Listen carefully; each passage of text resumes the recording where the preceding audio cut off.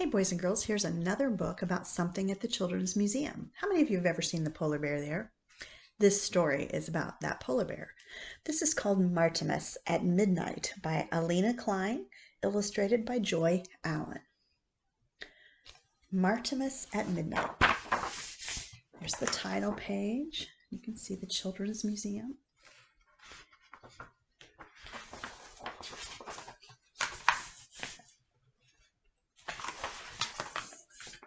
In a children's museum, one dark, quiet night, the polar bear Martimus flips on the light.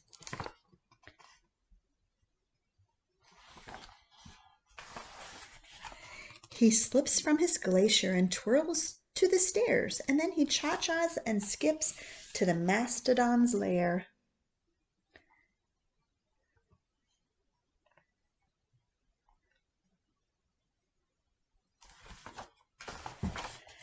He bows to Briella, she curtsies and grins. Shall we dance, mon amour? Oui, she kicks up her shins.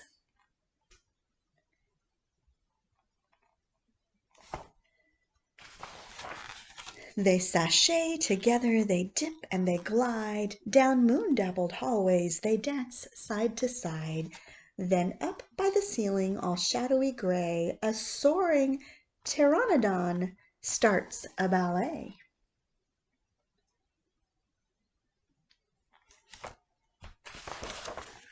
Next, carousel creatures begin to arrive, and they bump up the volume and join in the jive. Now hooves are a tappin', paws are a clappin', wings are a flappin', hope nobody's nappin'.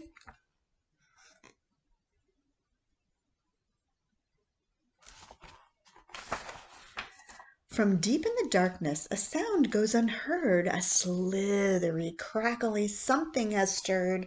As Martimus shimmies and Briella plays, the jitterbug boogie among the displays. Exhibits start whooping and waving their hands inside their glass cases and velvet rope stands. A lot happening in those pictures. With revving of engine and clanging of bells, the bunny hops started by old Reuben Wells. Now a horn is a tootin', songs are a flutin', mouths start a hootin', the troops a boot scootin'. But hidden nearby with his muzzle upraised, a ravenous reptile watches, amazed. Look down here.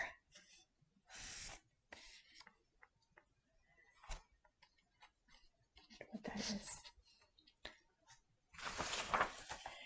The party gets jiggy. They polka and swing, they rumba and tap.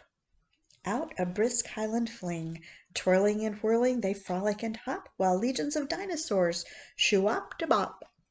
They hokey and pokey and skip to Maloo, and that's where the Super Croc makes his debut. See him down here? It's like looking through the window there.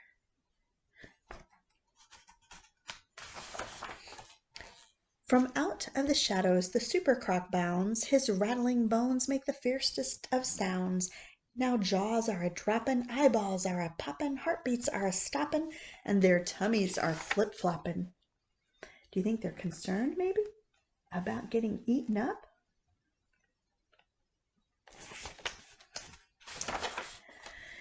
And as the crowd watches with faces in shock, the Super Croc climbs up the blue water clock. But Martimus shrugs and continues to prance. He grins at the Croc and he says, "Shall we dance?"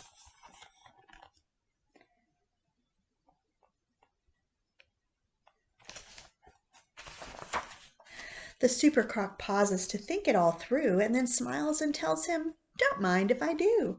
And just like the swan, the Croc dives to the floor.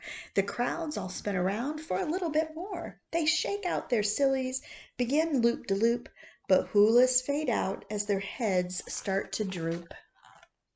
They must be getting tired.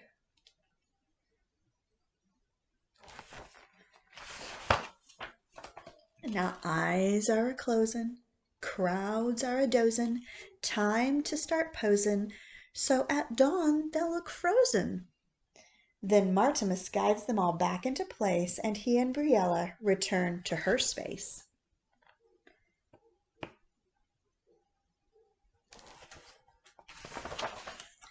He bids her adieu, and she blows him a kiss, and then he tiptoes away in the state of pure bliss.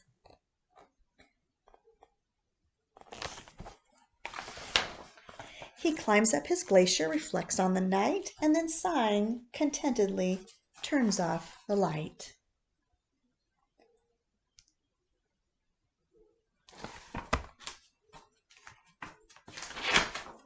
Now, that's the end of the story, but it tells us something in the back of this book. If you get a chance to ever read it, it tells us about the polar bear and that he was once a real polar bear, and he came from the Bering Strait, which is a very narrow stretch of ocean that's up near North America and Asia. It's a tiny little stretch. You'll learn about that someday in geography. Let's see, he has been at the Children's Museum since before I was born, 1965, and he's been there almost every day since. Some days they have pulled him back if he's gotten extremely dirty, but he's been there a very long time, and his name is Martimus. And then this goes on to tell about the other stories at the Children's Museum, and then a little bit about the author. So again, that book is called Martimus, and it's about Martimus at Midnight, and it's about the polar bear at the Children's Museum. Bye.